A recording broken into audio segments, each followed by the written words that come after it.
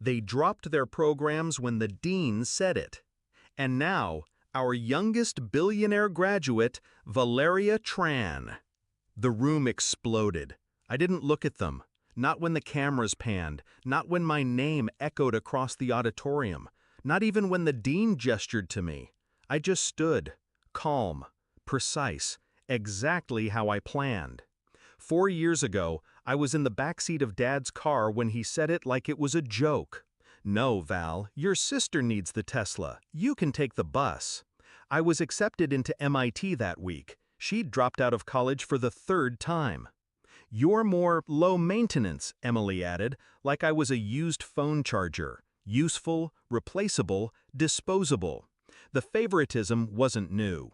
Emily cried, I fixed it. Emily failed, I covered for her. Emily lied, I took the fall. They called her fragile. They called me strong. What they meant was, you don't need us, so we'll give everything to the one who does. I believed it. I swallowed it. Until the Tesla. That's when I stopped trying to earn love and started learning how to outgrow it. MIT wasn't a campus to me, it was a forge. I studied mechanical engineering, but on the side, I studied silence, patterns, leverage. I built prototypes alone, coded at 3 a.m., pitched to anyone who'd listen. They didn't listen. So, I built better. Sophomore year, I had something.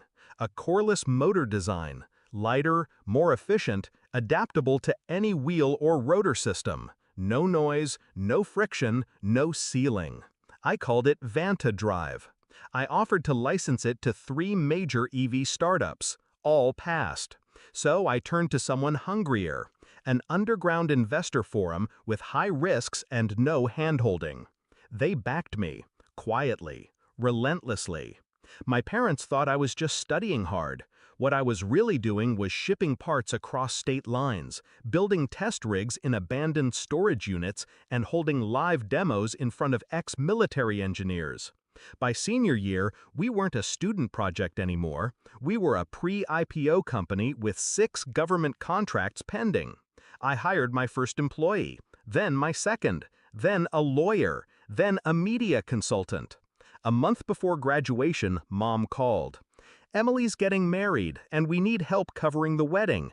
Just $15,000 or so. You make a little money with your side work, right?" I was silent. She kept talking. "You wouldn't want your sister to start her marriage off in debt, would you?" I said no. Politely, calmly, clearly. She cried. Dad texted, "You're not family when you act like this." I screenshotted it, saved it. Not for revenge, just documentation. I never invited them to graduation. The school did. They showed up in pastel suits like they'd raised me, like they hadn't sold off my college fund to refinance Emily's yoga studio that failed in 4 months. They sat front row, smiling, waiting, expecting me to walk across the stage, wave politely, and melt back into their narrative.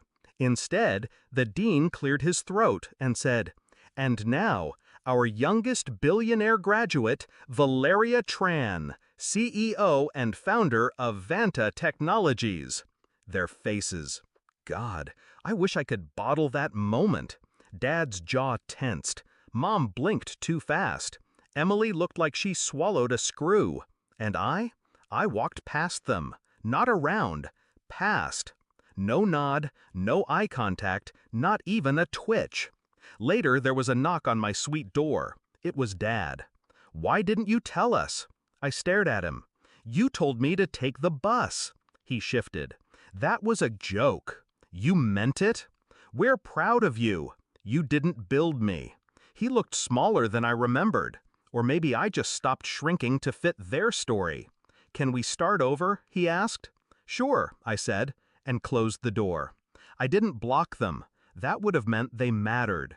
Instead, I let them watch. From a distance, as I turned Vanta into the standard for next-gen military transport. As my TED Talk hit 10 million views. As my face lit up NASDAQ screens in Manhattan. They reached out again. This time, more polite, more careful, more hollow. I didn't reply. Let them sit in the silence they made. Emily's Tesla? Repossessed last month. Her husband left her. Her yoga rebrand flopped. She messaged me.